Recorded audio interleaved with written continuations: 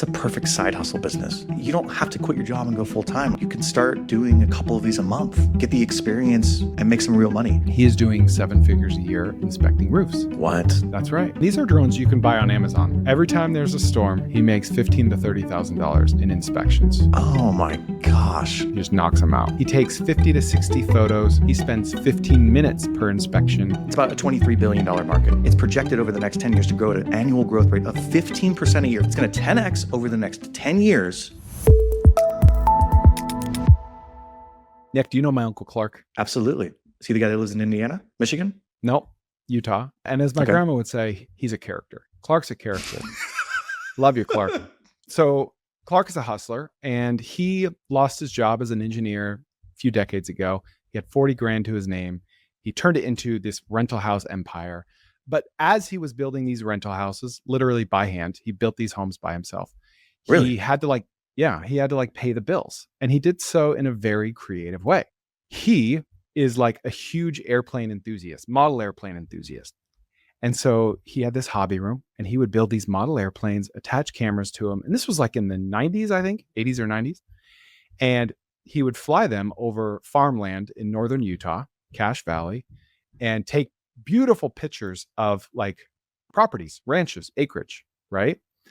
And then he'd go get them. He'd develop them himself. He had a dark room, and he would get like these like 2 by 3 foot, gorgeous, high resolution images of this farmland.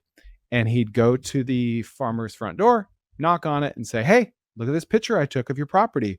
Wow, that's gorgeous. Thank you so much. Yeah, it's $250. It cost him like almost nothing to get it developed because he was doing it himself. And he had like a 60, 70% take rate. And why wouldn't he? Really? Like where else? Yeah. Where else are they going to get that image? And they have pride of ownership. Like, that's my farm. I would love to hang that in my living room. You know, isn't that smart? Dude, that's freaking genius. He's a hustler. That's where the Turner hustle comes from. That's it. Came from my uncles. It's funny you brought that up because you and I have been deep diving, going back and forth. I think this might be the coolest business I've seen in the last year. And it's not AI. It takes advantage of all the things that we always talk about. What are the things that we love when we're looking at businesses, especially for first-time entrepreneurs? Macro trends, like this, a market that's just going up and to the right?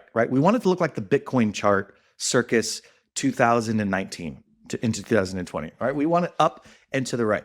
Beyond that, what else do we want? We want stuff that's like not super operationally complex. We want things that easy to start, affordable to start. We want stuff that's freaking cool. It's just cool. It just has a cool fact. Hole-in-one challenge, that's cool, right? Sandbox RC cars in a coffee shop, that's freaking rad, right? That's what we want. Okay, so I think we have stumbled upon the coolest unsexy market that nobody is talking about. Do you know what it is? It's kind of sexy though. I just want to say it's a little sexy. It's like an 8 out of 10 sexy. I'm talking about drone roof inspections. I'm going to be honest. I've said that to myself 3 times in a row, and I'm like, what? Drone roof inspections? I call it DRI. I'm a DRI. DRI? Guy. Oh, you're a DRI guy? I'm a DIY DRI guy. You're a dry guy. That's cool. You're a dry guy? I'm a dry guy. Yeah. Dude, check this out. These stats blew my mind. Right now, there is a market. There's currently a market for basically inspection and monitoring. It's about a $23 billion market. Within that market, though, only $350 million are currently of drone rooftop inspections. However, it's projected over the next 10 years to grow at an annual growth rate of 15% a year, 14.5% a year, to $3.5 billion by 2035. So it's going to 10x. It's going to 10x over the next 10 years, growing at a 15%. Grant Cardone would love this. Dude, take that number, bro, and freaking 10x that. And then 10x it again. So within 10 years, it's going to 10x. You know what I hear when I hear that? Cha-ching, cha-ching. I hear the cash registers. Well, let's just give some context about CAGR, compound annual growth rate on entire industries. Like 3% is solid. 5% is good. 15% is nuts. Here's why it matters. If you're just looking at the general growth rate of the United States, inflation, right? Everyone's like, oh, what's inflation? What's GDP growth? Typically, like a good GDP growth is like 3%. We're stoked if we're at 3%. So if the rest of the country is growing at 3% and the business that you choose is growing at 15%, I'm no mathematician, but it's growing at 5 times the rate of the rest of the country. Like, that's why it matters. Everybody else is kind of just chugging along. They're kind of raising their prices a little bit, but yours is like a freaking rocket ship. There's so much demand behind it. It's 5x what the rest of the country is growing at. It's nuts. Sorry, I'm smiling because I just realized how much I love excitedly talking about industries and not selling a course at the end of it. Because I bet you half of the people listening right now are like, oh, let me guess. This is the best industry ever. And for 7,000 measly dollars, you'll show me how to launch in this industry, right? No, bro. There's no, none no. of that. No. For 5 easy payments of $79.99. We only have room for 4 more people, guys. Come on. No, thankfully we're not selling a course. Although we should sell a course because this is a courseable business. It's very courseable. It's a very Courseable business. it is. Anyways, that's the high level overview of what this market and this industry is. But the question is, what even is drone roof inspections? Are you laying me up right here? Dude, Okay. I'm like, softball. I'm waiting for Barry Bonds if we can just hit it out of the park. Okay. All right. Drone roof inspections. 40% of the market is for insurance companies, right? Can I give you a stat about insurance companies? It's going to blow your mind. Absolutely. There is a crisis in the insurance industry. We are projecting, the industry is projecting 400,000 vacancies in the insurance industry, like for adjusters, claims adjusters, inspectors. By the year 2038, we will have 400,000 unfilled positions, right? Because 50%, Nick, when was the last time you talked to a 27-year-old that's like, I'm just fired up to join the insurance industry. I've always wanted to be an adjuster or an actuary, right? I don't want to be an estimator. I want to be an adjuster. Estimator? Hardly know her. Actuary, that's not what they do. So 50% of the insurance workforce is retiring in the next 15 years. Holy crap, man. That's a ton. Less than 25% of the current workforce is under age 35. They're boomers. Oh my gosh. Say that stat one more time. What percentage is under the age 35? Less than 25% of the current workforce is under 35. Oh my. That's why it's so irritating to talk to an adjuster because they're all boomers. It's the worst. Yeah. Yeah. I mean, okay. We have some boomer listeners, Nick. We love They boomers. get it. They get it. Okay. They know. Okay. So that creates an opportunity. That creates a tidal wave for more efficient ways of climbing on roofs. Dude. And then you couple that with the fact that we have an aging infrastructure. Yeah. Our homes are getting older, and not just our homes, the commercial properties, the schools, the infrastructure that we have is getting older and older. We have less and less of the people who can actually do the inspections. Is that an opportunity for technology to step in? I don't know. I'd say that'll do it. I mean, just picture a 63-year-old insurance adjuster rolling up to a house with a huge ladder, steep pitch on the roof. And he's like, what am I doing? I'm not doing that. I'm not doing it. Like, are you kidding? Like, most dangerous thing you can do is inspect a roof. Not only that, think about the insurance companies or the property management companies or the commercial companies who are like, I'm going to send this adjuster out. I'm going to have them climb up on a roof. That's a workers' comp claim waiting to happen. That's a lawsuit waiting to happen. It's not worth the risk. Sounds like you're teeing me up for a stat about workers' comp in the roofing industry. Am I? You ready? Is there a stat about that? 25% of every payroll dollar in a roofing business goes to workers' comp insurance. 25%. Shut your mouth. Shut your mouth. Swear on my life. Swear on my life. That's insane. 25 cents of every dollar, payroll dollar spent on payroll goes to workers' comp insurance in roofing. Like, for context, if you don't know that, typically anywhere between like 17 and 21% goes to non-compensation. Yeah, like right? Payroll taxes. Yeah. Social Security, benefits, Medicare, benefits, et cetera, right? And that's usually inclusive of workers' comp. You're saying just workers' comp is 25% in the roofing industry. That's insane. Here's what's crazy about that. Or here's why I like that, I should say.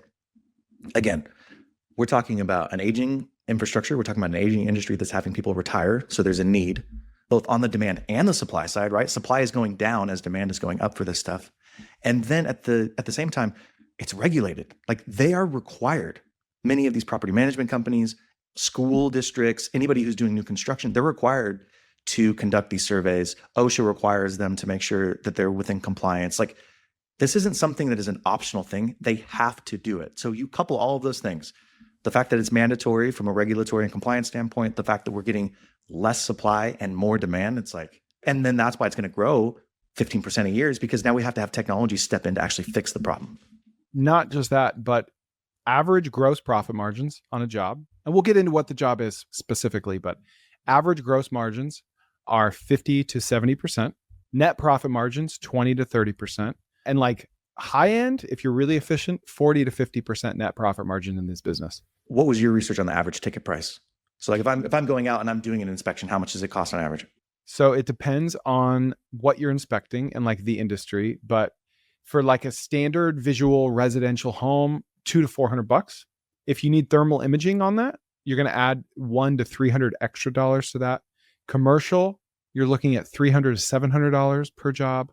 Something like a high rise, something more complex, like industrial, you're looking at $500 to $1,500 per job. They also go by square foot, like 15 to 50 cents per square foot. And then if you want to do like 3D mapping with more expensive drones or AI powered damage analysis, you're looking at like $400 to $700, something like that.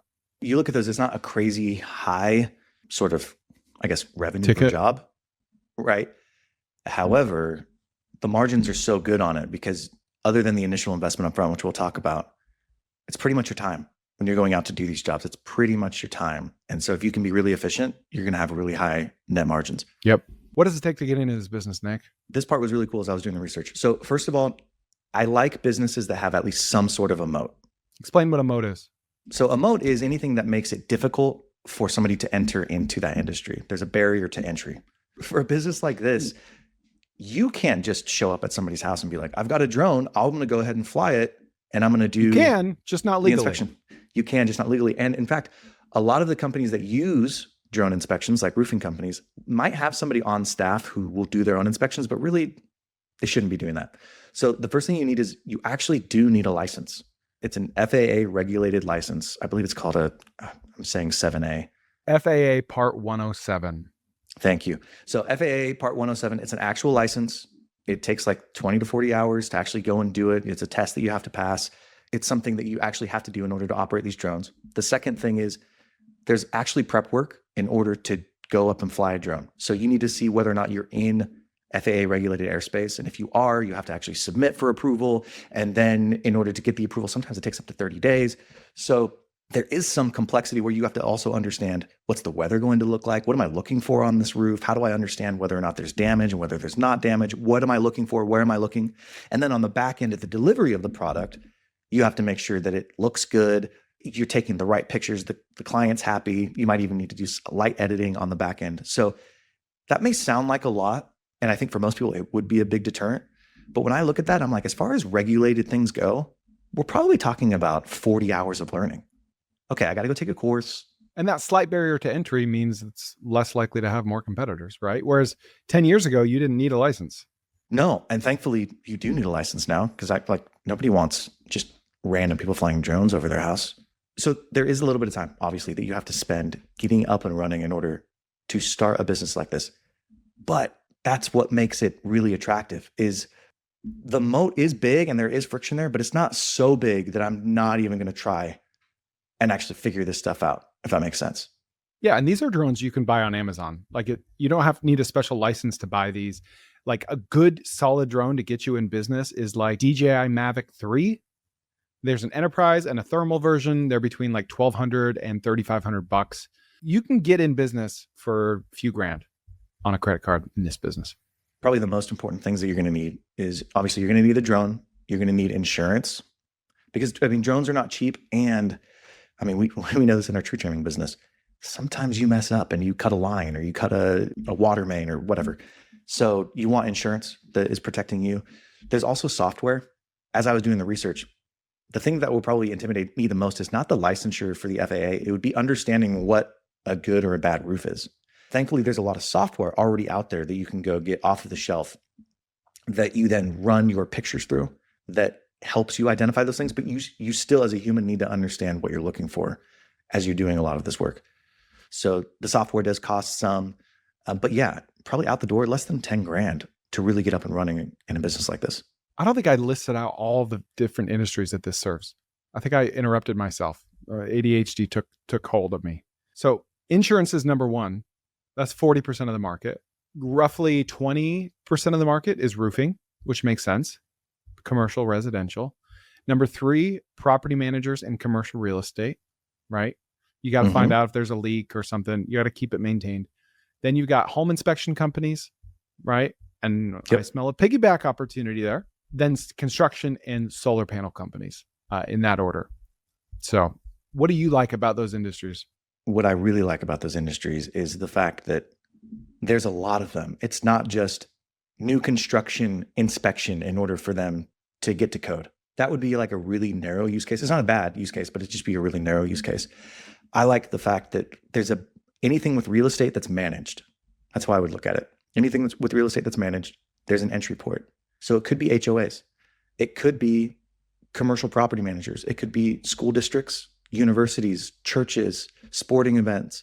It could be construction companies. It could be, like you said, solar companies, roofing companies. Like there's a really broad smattering of businesses that do this. And the reason I like it is because it gives you optionality as you're getting into this to just think about, who do I know?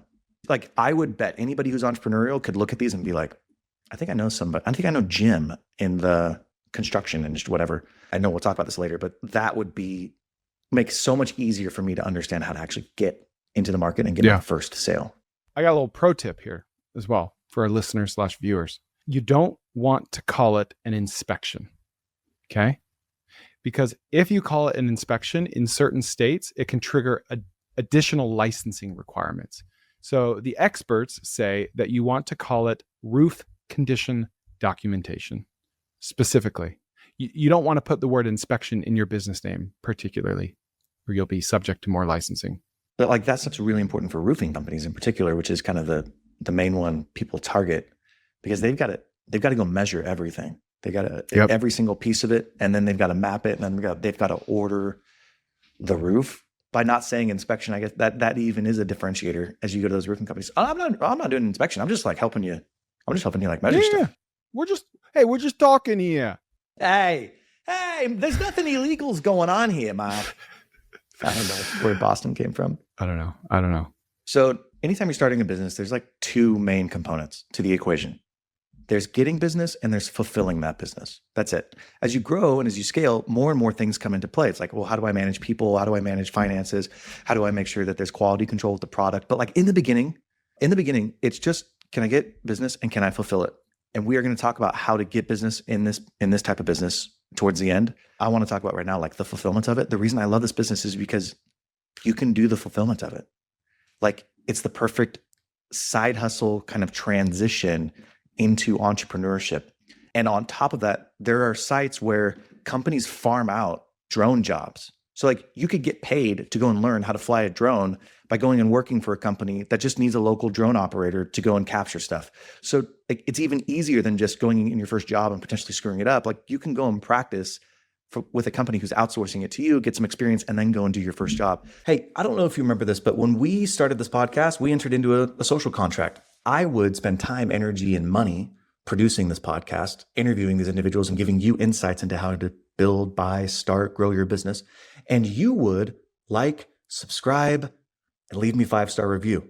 Now, out of that, we both get to talk to really cool people and hear really cool insights. We both get a ton of value.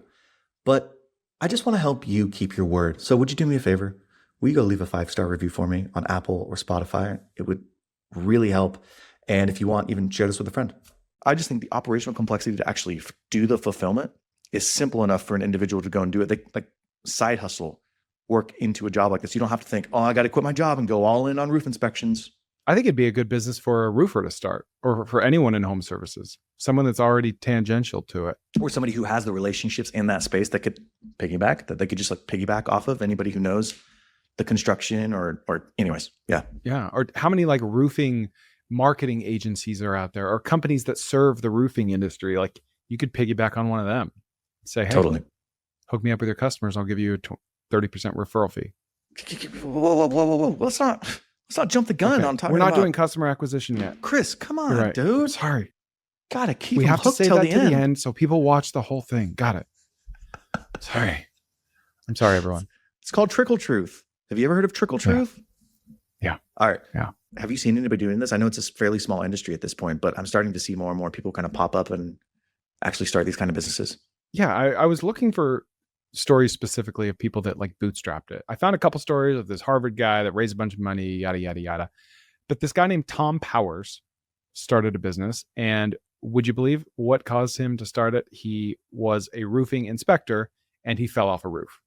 And he basically had that moment where he was saying, what am I doing with my life? Why am I getting on roofs? So he went out and bought a DJI Inspire 1 Pro. He took his FAA 107 course. He passed it. It was $175 to take that, by the way. And now he is doing 7 figures a year inspecting roofs. What? That's right. He takes 50 to 60 photos per inspection. He spends 15 minutes per inspection. He can do 2 inspections on 1 battery, and his customers replace half of their manual roof inspections with his drone roof inspection. It's not always possible. Sometimes you still got to get up there, but half is pretty dang good. 7 figures? How many years did it take him to get to 7 figures? I think 4. Oh my gosh, that's nuts. But you know where he makes all his money? No. Storms. Okay. Every time there's a storm, he makes $15,000 to $30,000 in inspections. Oh my knocks him out. gosh. Well, and it's not only higher volume, but it's higher margin as well, because oftentimes he'll inspect half of the homes on a street because the storm's hitting all the same homes, So it's super efficient for him. You know what would be a really interesting conversation is the economics of storms. I'm pretty sure it was you when we were missionaries. You grew up in Florida and you would tell me about these guys who after a storm would just come through with their trailer and like FEMA would pay them a bunch of money to go clear up. Those guys were me. That was me as a 16-year-old. Yeah. And you would make freaking bank because FEMA needs the cleanup and like they're paying out these funds. And so are the insurance companies. That was a whole game too. You get like one of those cheap trailers, and you get these huge sheets of plywood to build up the sides of it to make it like a box trailer with an open top. And then you go pick up all the brush you can. And it's all about density. You just shove it in there as densely as you can. You barely get the door closed. And then the FEMA will have like a station where you roll your truck up and there'll be a guy on like a scissor lift. He'll be standing way up there and he'll look in it and he'll just yell out. He's like, 82%, 45%. Shut up. I swear, he's guessing the density of the trailer. And then they'll pay like $1, like certain dollar amount per pound. I don't remember what it is. Let's say it's $1 per pound. So they'll weigh your trailer. You pull it up onto a weigh station. They'll weigh it. Let's say it's 1,200 pounds. And then they unload you. Then he guesses the density, 82%. Then they like basically put a strap in there and they pull it out with his skid steer. And then they weigh your trailer again. And they're like, 400 pounds, 1,200 minus 400, 800 pounds worth of debris. Cool. And then they take the 800 times $1 per pound, $800. And then they multiply it by the percentage density, 83%. Really? And then they hand you a check right there from FEMA. Like they'll print it out and hand it to you. And then you go back to the neighborhoods. And you're literally just picking up anything that's in any neighborhood because it's just the government paying for it. And you just work as fast as you can. You fill it up and you go back and you do it all over again until all the brush. It's awesome. Isn't that awesome? Dude, that is nuts. There's just a FEMA weigh station. You just pull up to the FEMA weigh station. He's like, hi, what's up? Yeah, that's a 45. Yeah. Like slip him a 50. You're like, could you make it 65? That's about the same percentage of the Cowboys in the playoffs. 0%. Honestly, I totally forgot about that experience until you asked me about it. Those were good times. I would skip school to do that. I remember you telling me about that on our mission. And I was like, shut the freak. You just drive around and like cut stuff up and throw it in the back of your truck. And you're like, yeah, man, it was freaking fun. Danny would drive around and tell us where to go. It was Danny, right? No, it was a church thing, but. Oh, well, if it was a church thing, you did it for free. No, it wasn't I was just kidding with guys from church.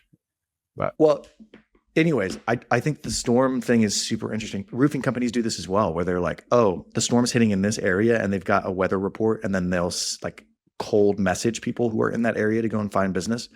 If you were to do this as a drone company though, I don't understand. Like, would you fly your drone up and just look for houses with damaged roofs? I think it's a matter of having the roofing business contacts already in place when a storm hits.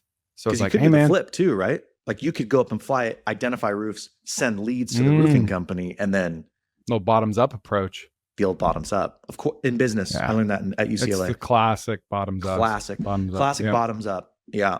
Mm-hmm. I learned that at Alabama when all the guys would just get drunk every night. Bottoms up. Oh, Alabama University? No. Just living in Alabama. Yeah. Life.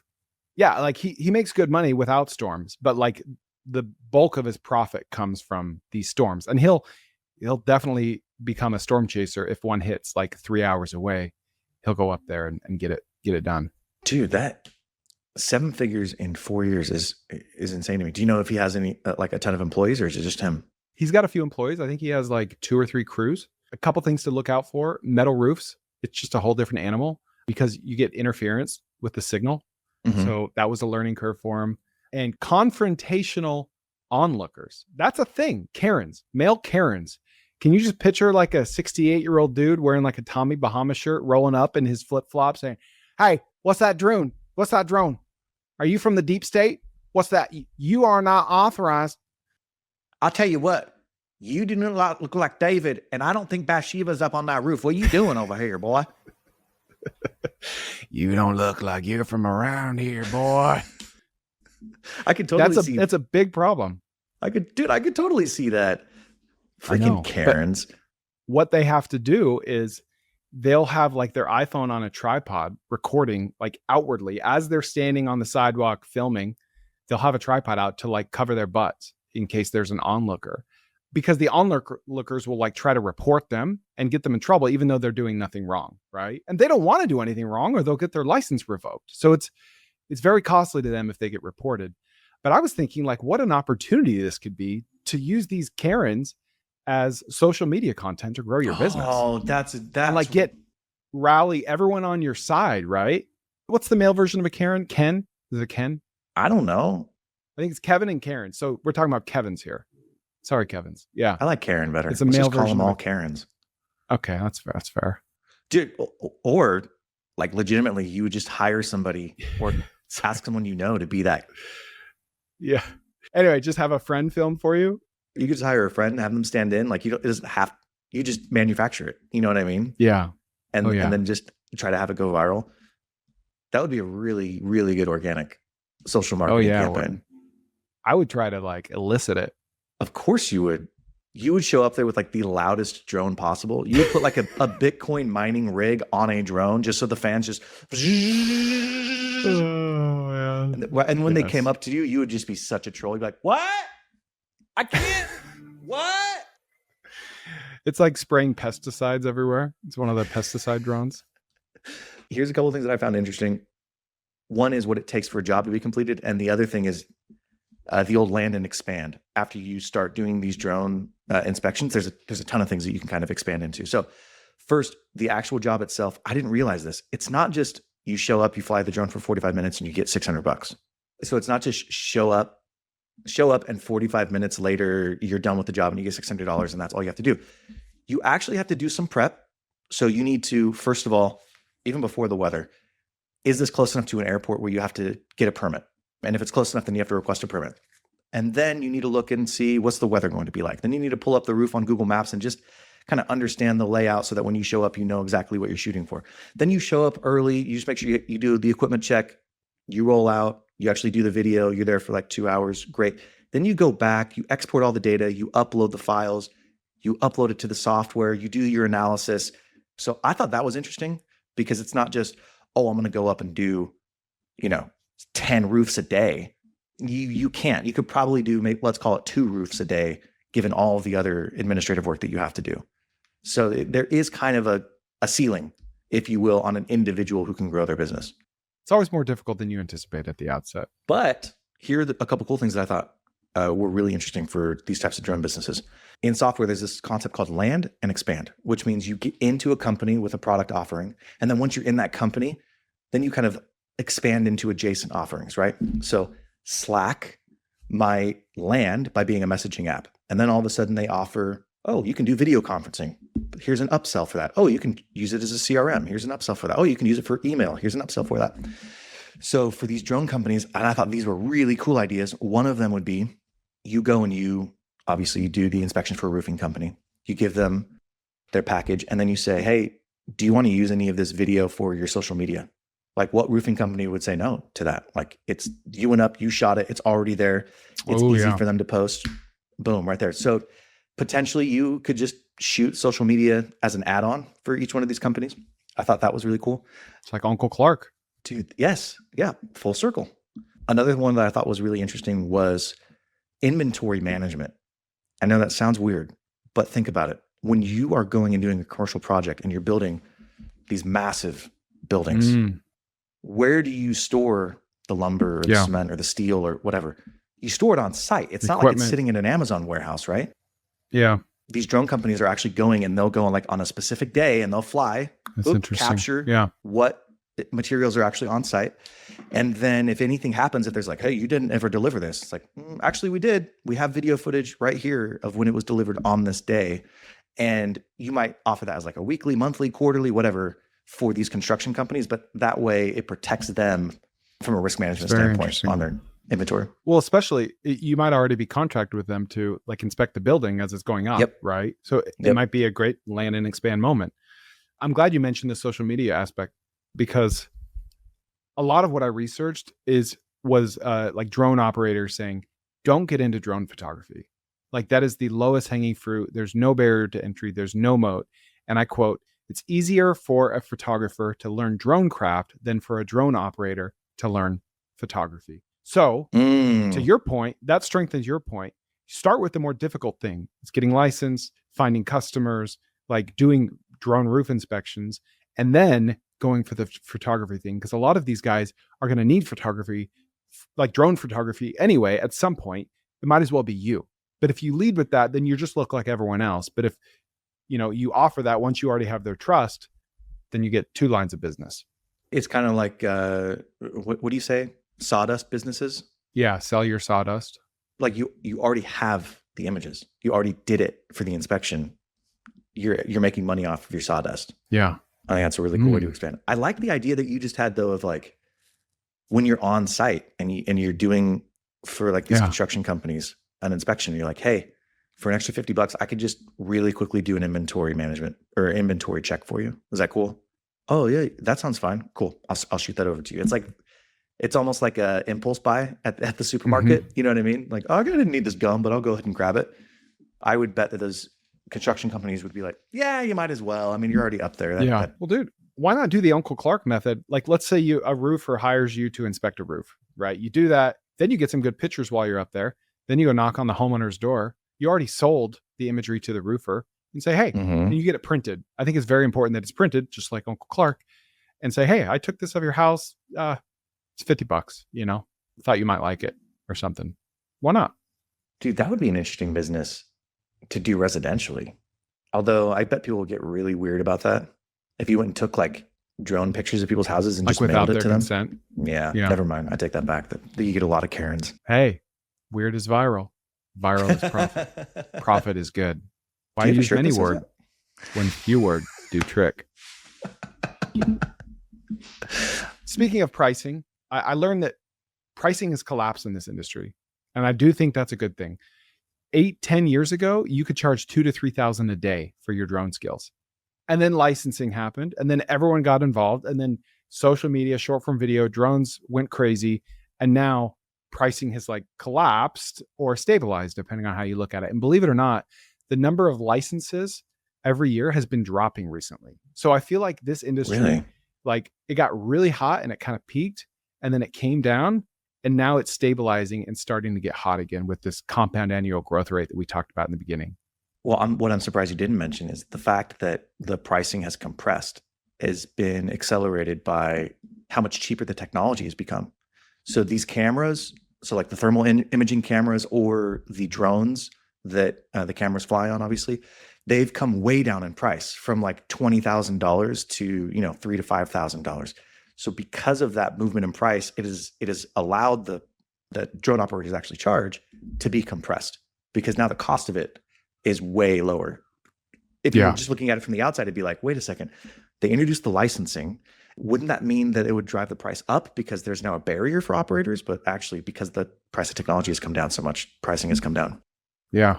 Should we talk about customer acquisition? Dude, I've been, yes. Oh, I like that. Okay. I want Before you to go. Okay. No, go ahead. No, you. Go. This is not a big industry, but I just thought it was really cool. The coolest application of drones that I found in my research is the drone deer hunters.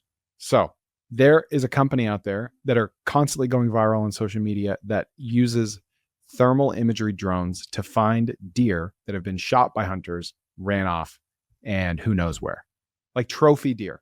And they'll pay them thousands of dollars to drive wherever they are, to drive to wherever they are in Ohio, Pennsylvania, and get their drone up there and find a deer just hanging out in the brush that's been shot like in the leg or something. No way. That's a thing. Yeah, That is insane. that's a thing. Here's why I love this industry. And it's because of the customer acquisition. Like I said, there's two parts of the business. There's the fulfillment, and then there's the acquiring of the customers. What I would do after I've decided, yep, this is for me, I've got my license, I'm ready to roll, I would just sit down and I would start writing out names of people who I know that might fit in to working in one of these industries. You ready? Might fit into one of these industries.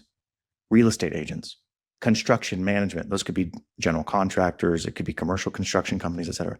Roofing, insurance adjusters, commercial property management companies, facilities management companies, solar installation companies, restoration and remediation companies, engineering and architecture firms, building inspectors and home inspectors, governmental agencies, large schools, districts and colleges, healthcare systems, retail chains, hospitality and entertainment companies. The list goes on and on. Anybody with like facilities management experience. I guarantee if you're getting into this business and you just started listing out names, or you just listened to me list those off, there's got to be one person who's come to your mind that's like, I think Greg works for Zandy. I think I could talk to him about potentially going into this business. So that's where I would start. I would just start by thinking, who can I piggyback off of to start getting my first taste of business so that I can, as a side hustle, launch this business? What do you think? I love it. I mean, you could spend the same amount of mental energy thinking of like one person you know that could be a customer. Why do that when you can spend the same energy thinking of one person you know that you could get endless referrals from? That's what's so cool about this industry. It's like a one to many. You know, you get a property management company or a roofing company, and all of a sudden it's like, I've got sustained business. It's not a one-off. It's going to be recurring revenue that I can piggyback off of. And I don't have to do it full time. Cool. I can do it as a side hustle. Just throw me a job when you have a job that comes my way. Great. I'll start getting some practice. I got some alpha on keywords to bid on. Okay. Is there an arbitrage on these keywords? A little bit of arb. A little arb? Yeah. Yep. Drone facade inspections. That's the keyword. Like drone roof inspections, it's too expensive of a keyword. Drone facade, less expensive, same results. Can I ask a really dumb question? When you say keywords, we're talking specifically about Google. We're not talking about creating Facebook ads. Okay. Correct. Yeah. Basically trying to rank organically for drone roof inspection near me. Like if you build your website and your Google business profile, I didn't think that Google business profile would really move the needle much on this, but it does. If you point it towards drone roof inspection near me, and then on the paid ad side, if you're bidding on drone facade inspection, that seems to be the winning ticket here. Dude, that's a really smart combination. So because you could build out your Google business profile, that just takes time, energy, right? Mm-hmm. Be operating this as a side hustle, finding customers as you go, probably making sure, like we saw this with Tyler, making sure that every single person that you do drone footage for gives you a review. Tyler, who's doing stump grinding, he said he's ranking number 1 in Utah, and his secret sauce was, I'm going to go and do Google reviews on every single customer. He gets a twofer. He gets reviews from the homeowner and from the business owner that refers him for each job. And my favorite thing that he said is he's like, I go knock on the door after every job, and I'm like, was the job good? And they're like, yeah, it was good. Would you be willing to leave me a review? And the homeowner's like, yeah. And then Tyler's like, I just stand there. And then they're like, oh, right now? He's like, yeah, would you pull your phone out right now and do it? And they do. And they do it. And he's like, being willing to be uncomfortable and awkward for like 5 seconds moves the needle on every review. I just thought that was so beautiful. You know what that brings me back to? Hey, if you read the book and find it to be true, would you be willing to be baptized? Oh, for sure. How about Thursday? I'm sorry, what? Like Thursday, the 7th? Where do you think he learned that from? Oh my, dude, that is such a missionary tactic, but it's so true. Yes. Like just being willing to be awkward for a few extra seconds pays massive dividends. Very profitable. Yes. Also bidding on not just like roof inspections, but bidding on roof inspections, Plano, like city names specifically, just because it's more narrow. If you don't do those things, the cost per acquisition is like pretty high, actually. $70, $80. You're looking at like $30 to $40 per lead and 50% close rate. the big differentiator is how recurring are these jobs that you're getting with Google Ads. Okay, here was my question about Google Ads. Like I thought about doing programmatic SEO. I also thought about ranking, but then in my research, at least, it was like it's not B2C. So it's like customers aren't necessarily going drone inspectors. It's B2B. So are these businesses, like these roofing companies, are they the ones who are actually Googling? Are you getting a lot of business from Google, or are they just going out to their network? I believe it's businesses searching for this stuff. Google Ads would be one of your key funnels for getting business. Yeah, for sure. And organic. Before we get to organic, I think programmatic would be great. That's what I was going to add. Okay. 100%. That's what I was thinking for it, which also ties into your organic, right? Because like if you're posting organic content onto the social media platforms, you can also just cross post onto your programmatic SEO sites, which then builds more history, backlinks, authority, etc. Would you do any paid on Facebook? Yeah, actually, I was reading from a couple guys that their return on ad spend, their ROI for Facebook ads was like 3 to 1, 5 to 1, right? Every dollar in gets $3 to $5 out. A lot of people write off Facebook ads when it comes to B2B, but guess what? Business owners are on Facebook. Guess what? The algorithm is so good. They know what business owners to show it to. Trust the process. Facebook has made so many people money from Tweeted just about by it having. yesterday. Did you really? Yeah. I said Mark Zuckerberg's made more people wealthy than anyone on the planet. Okay, now I feel stupid. I probably saw that and internalized it. But like, I don't know. dude, it's a cheat code. It's literally a cheat code. Oh, I don't want to go and spend $500,000 to understand whether or not there's a market there. I can go spend $500, see what the demand is like, adjust my message, pivot, and then launch again. Anyways, it's incredible. Okay, so those are your paid acquisition channels. What would you do on the organic side? Just best practices for SEO. Just building out your website with good SEO practices, meta tags, the right keywords, listing out specific city names on your website, fully optimizing your Google business profile, like adding all the pictures and videos, soliciting reviews. Most of the organic leads are going to come before people ever click through to your website. It's going to come from your Google business profile. Two things. The first thing is, I think that if you're somebody who understands social media, this to me is a no-brainer business for you to post about. It's not that you're going to blow up, but we've seen like SB mowing, power washing on YouTube. These channels get hundreds of thousands or millions of views just because there's a very clear before and after.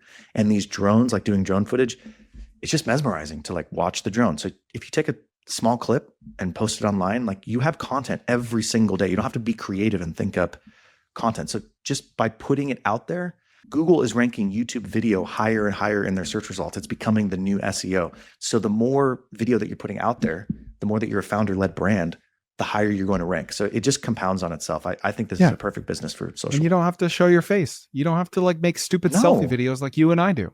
You just freaking post the drone videos. I totally agree. Here's your tidal wave. This is the Google Trends data for drone inspection. Oh my gosh. That's insane. I can't quite see it. Is that 5 years or all time? This is 20 years, but it really started picking up in 2014, which makes sense. Like that's when drones started getting really popular. Wow, dude. If we do roof inspection, whew, look at roof inspection.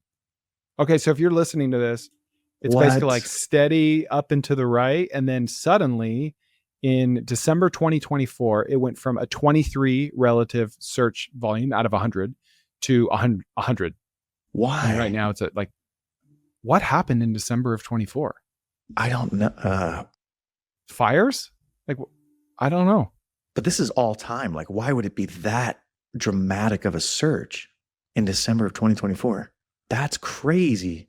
Dude, this is why I love these businesses. Like, okay, yeah, it's not AI. It's like, oh, AI is growing at 500,000% a year.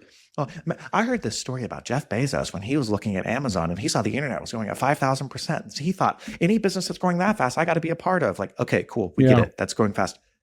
But it's kind of easy come, easy go, right? Like you get these companies that can come out of nowhere and they can crash it. This steady growing, it's a real business. Like sign me up all day. Technology is not changing overnight on what's required in a roof inspection. The delivery mechanism might change, but we all still need roof inspections. I guess there was a big tornado outbreak in December 2024. And no way. Roof claims reached over $30 billion in 2024. It's crazy. Holy crap. Is it time for us to talk about our roofing inspection course, Nick? Yeah. Yeah. Listen, you don't have to pay it right away. Have you ever heard of a firm? A firm, Klarna. I think we've said it a number of times, but do you want to just like recap like why we love this business? Yeah. You got a tidal wave, extremely fast growing market for drone inspections. You got another tidal wave of 50% of insurance adjusters are retiring. Sorry, was it 50 or 50%? Yeah, it's 50%. Half of the industry is retiring. You got the other tidal wave, it becoming more approachable. Drones are more affordable. The technology is better than ever. You can start it with not that much money. Net margins between 20 and 50%, depending on what model you choose. The piggybackability of it to have one customer that can refer you tons of jobs. You want insurance? Go insurance. You want roofing, commercial, residential, solar. There's all kinds of verticals here. What did I miss? Pretty much have everything that I have. The only two I would expand on are, it's a perfect side hustle business. You don't have to quit your job and go full time. Like you can start doing a couple of these a month, get the experience, make some real money. I love that fact of it. And then the only other thing to add on other than what you've said, I also love the land and expand nature of this business, because you're building relationships with property management companies and commercial real estate companies and construction companies. And even if this doesn't become your forever job, now all of a sudden you've built relationships with real businesses, real business owners. Maybe you find a new need or a new niche, or it opens up another door for you. Like it just gets you in the game in an industry like real estate, which has so many opportunities built within it. So I love kind of that nature of land and expand, the side hustle, and then everything else you said, the macro trends in particular. It's beautiful. It's a great business. All right. Hopefully you liked that episode. And if you've made it this far, you're either really committed or you're stuck doing yard work and you can't actually skip on your phone. So while I have you, the show is growing, but I have a favor to ask of you. Will you please help me grow the show? I want to reach more people. There's a couple things that you can do. Like and subscribe is the simplest thing. Obviously, you want to get notifications for when the next episode is coming out. But if you go the next step, will you leave me a review? 5-star on Spotify or Apple. What that does is it tells the algorithm that, oh, hey, this is a high value podcast because more people are leaving reviews for it, and it then pushes it out to more people. So that's why when people are like, will you like and subscribe and put a 5-star rating? It's not just to make themselves feel better. It's actually to get more exposure for the show. So if you do that for me, I would greatly appreciate it. And I'll see you next time.